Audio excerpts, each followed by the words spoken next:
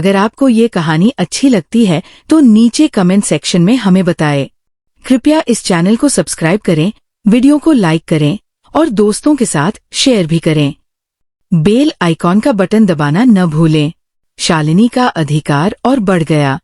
कहाँ थे? कॉल क्यों नहीं उठाया? तान्या से मिले थे? उसके सवाल आरव को थकाने लगे। एक रात जब वो उसके घर से लौटा तो उसने आईने में खुद को देखा। उसकी आंखों में थकान और उलझन साफ थी। दिल्ली की बरसाती शाम थी। खिड़कियों पर पानी की बूंदें टकरा रही थी और हल्की सी ठंडक कमरे में घुल गई थी। आरव अपने अपार्टमेंट की खिड़की से बाहर झांक रहा था। हाथ में आधा भरा कॉफी मग था, लेकिन उसकी नजरें कहीं दूर थी। बरसात ने उसे पुरानी यादों में धकेल दिया। वो कॉलेज का दिन याद आया जब उसने पहली बार तान्या को नोटिस किया था। कैंपस के गार्डन में तान्या अपनी स्केचबुक लेकर बैठी थी। उसके बाल हवा में उड़ रहे थे और वो किसी इमारत का डिजाइन बना रही थी। आरव ने मजाक किया, तुम्हारे पेन से धुआं क्यों निकल रहा है? ऐसे खींच रही हो जैसे कोई दुनिया बदलने वाली हो। तान्या ने सिर उठाकर देखा और हंस पड़ी। दुनिया नहीं बदलनी, बस एक अच्छा डिजाइन बनाना है। वैसे तुम कौन? उस पल से उनकी बातें शुरू हुई और धीरे धीरे दोस्ती प्यार में बदल गई। आरव अब भी याद करता है कॉफी शॉप में तान्या का घबराया हुआ चेहरा। वो स्ट्रॉ से बार बार कॉफी को हिला रही थी। इतनी घबराहट क्यों? आरव ने हंसते हुए पूछा। क्योंकि ये पहली बार है जब मैं किसी लड़के के साथ डेट पर आई हूँ। आरव ने उसकी हथेली पकड़ ली। तो इसे यादगार बनाते हैं। तान्या की आंखों में उस दिन जो चमक थी वो आज भी आरव के दिल में दर्ज है। उसे याद आया एक शाम जब दोनों लाइब्रेरी से लौट रहे थे, अचानक बारिश शुरू हो गई। दोनों भीग गए। तान्या उसके कमरे में चली आई। अरे भगवान, सारे कपड़े भीग गए। तान्या ने कहा। तो सूखने दो, आरव ने हंसते हुए कहा और तौलिया उसके हाथ में दे दिया।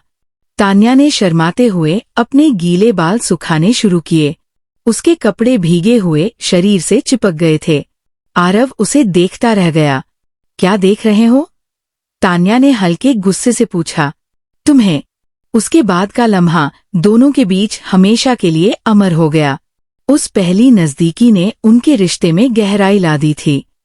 लेकिन अब आरव की जिंदगी में शालिनी थी और उसके साथ बिताए पल एक अलग ही जादू रखते थे।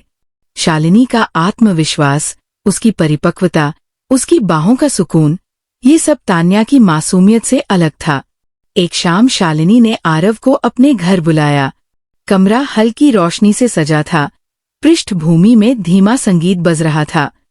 शालिनी ने सिल्क की साड़ी पहन रखी थी। उसकी हर अदा में एक परिपक्व स्त्री का आकर्षण था। आज का दिन बहुत लंबा था। उसने वाइन का ग्लास उठाते हुए कहा, लेकिन तुम्हें देखते ही थकान गायब हो जाती है। आरव मुस्कुराया। आपके लिए तो मैं हमेशा यहाँ हूँ। शालिनी उसके पास आई, उसके गले में हाथ डाले। तो आज मेरे लिए बस तुम्हारा होना ही काफी है। उसकी सांसें आरव के कानों को छू रही थी। आरव खुद को रोक नहीं पाया। उसने उसे अपनी बाहों में खींच लिया। उनके होंठ मिले। इस बार उनका चुंबन गहरा और जुनूनी था। शालिनी की उंगलियां उसके बालों में उलझीं और आरव की बाहें उसकी कमर को कसकर थामे थीं। वो लम्हा सिर्फ शरीर का नहीं, आत्माओं का मिलन था। आरव, शालिनी ने फुसफुसाया, तुम्हें पता नहीं मैं कितनी देर से इस पल का इंतजार कर रही थी। उसकी आंखों में वो अधूरापन था जिसे आरव ने भरने की कोशिश की। इन रातों के बाद शालिनी और आरव का रिश्ता और भी उलझता चला गया। ऑफिस में उनकी मुलाकातें अब छुपी न थीं। देर रात की कॉन्फ्रेंस कॉल्स अक्सर घर पर खत्म होती। प्रेजेंटेशन के बहाने फाइलों के बीच में उनके बीच वो खिंचाव अचानक उमड़ आता। शालिनी का स्पर्श आरव के लिए नशे जैसा बन गया था। उसकी बाहों में उसे परिपक्वता और सुरक्षा मिलती थी। लेकिन हर बार उन लम्हों के बाद आरव का मन अपराध बोध से भर जाता। उसे तान्या की आंखें याद आतीं। एक रात आरव नींद में करवट बदलते हुए सपने में तान्या को देख रहा था। उसकी हंसी, उसका मासूम चेहरा। और अचानक सपना बदल गया। शालिनी का चेहरा सामने आ गया। वो चौंककर उठ बैठा। ये क्या हो रहा है मेरे साथ? उसने खुद से कहा, मैं दोनों से प्यार नहीं कर सकता। अगले दिन उसने तान्या से मिलने का फैसला किया। कैफे में तान्या पहले से बैठी थी। उसे देखकर उसकी आंखों में अब भी वही मासूम चमक थी, लेकिन उसमें दर्द भी मिला हुआ था। कैसे हो? उसने धीरे से पूछा। ठीक हूँ, आरव ने झूठ बोला। तान्या ने उसकी आंखों में झांकते हुए कहा, तुम ठीक नहीं हो। तुम्हारे चेहरे पर लिखा है। आरव चुप रहा। आरव, तुम्हें पता है मैं तुमसे कितना प्यार करती हूँ, लेकिन मुझे लगता है कि तुम कहीं और खो गए हो। आरव के पास शब्द नहीं थे। उसने उसकी हथेली पकड़ी, लेकिन उसके मन में शालिनी का चेहरा घूम रहा था। उधर शालिनी भी बेचैन थी। वो महसूस कर रही थी कि आरव उसके पास होते हुए भी दूर है। एक रात उसने सीधे पूछा, क्या तुम तान्या से मिले थे? आरव चौंक गया। आपको कैसे पता? मुझे अंदाजा था। उसकी आवाज थोड़ी सख्त थी। तुम्हारे दिल में जगह बनाने के लिए मुझे किसी से मुकाबला करना पड़े, ये मैंने कभी नहीं सोचा था। आरव ने गहरी सांस ली। शालिनी, मैं उलझन में हूँ। मैं आपको भी चाहता हूँ और तान्या को भी। शालिनी ने उसकी बात पूरी की। उसकी आंखों में आंसू थे। आरव, मैं तुम्हें खो नहीं सकती, लेकिन अगर तुम्हारा दिल कहीं और है तो शायद मुझे तुम्हें जाने देना होगा। उसके शब्दों ने आरव को हिला दिया। आरव अब दो दुनियाओं में जी रहा था। एक तरफ तान्या, उसका पहला प्यार, मासूम, सच्चा, भरोसेमंद। दूसरी तरफ शालिनी, उसकी बॉस, लेकिन साथ ही वो स्त्री जिसने उसे जीने का नया अर्थ दिया। उसका मन रोज इन दोनों चेहरों के बीच झूलता। रात गहरी हो चुकी थी। दिल्ली के आसमान में हल्के बादल छाए थे। हवा में नमी थी। आरव अपनी कार शालिनी के बंगले के सामने रोककर कुछ पल चुपचाप बैठा रहा। उसका दिल तेज धड़क रहा था। इतने दिनों की कशमकश के बाद आज उसने फैसला कर लिया था, किसी को चोट तो पहुंचेगी, लेकिन अब ये रिश्ता ऐसे अधर में नहीं रह सकता। वो कार से उतरा और मुख्य दरवाजे तक पहुंचा। बेल बजाने से पहले उसने गहरी सांस ली। दरवाजा खुला। शालिनी सामने थी। उसने हल्के नीले रंग का गाउन पहन रखा था। बाल खुले थे। चेहरा बिना मेकअप के भी बेहद आकर्षक लग रहा था। उसकी आंखों में हल्की थकान थी, जैसे वो भी आरव का इंतजार कर रही हो। तुम आ गए, उसकी आवाज धीमी थी। आरव ने बस सिर हिलाया। आओ, शालिनी ने धीरे से कहा और उसे अंदर ले गई। कमरे में हल्की सी लैवेंडर की खुशबू फैली थी। कॉफी टेबल पर वाइन की बोतल रखी थी और कोने में धीमी धुन बज रही थी। बैठो, शालिनी ने सोफे पर इशारा किया। आरव चुपचाप बैठ गया। दोनों के बीच कुछ देर खामोशी रही। शालिनी ने वाइन का गिलास उसकी तरफ बढ़ाया। तुम बहुत चुप हो आज, उसने कहा। बहुत कुछ सोच रहा हूँ, आरव ने धीरे से कहा। शालिनी उसकी तरफ झुकी। उसकी नजरों में चिंता और चाहत दोनों थी। मुझे लगता है कि तुम मुझसे दूर होते जा रहे हो।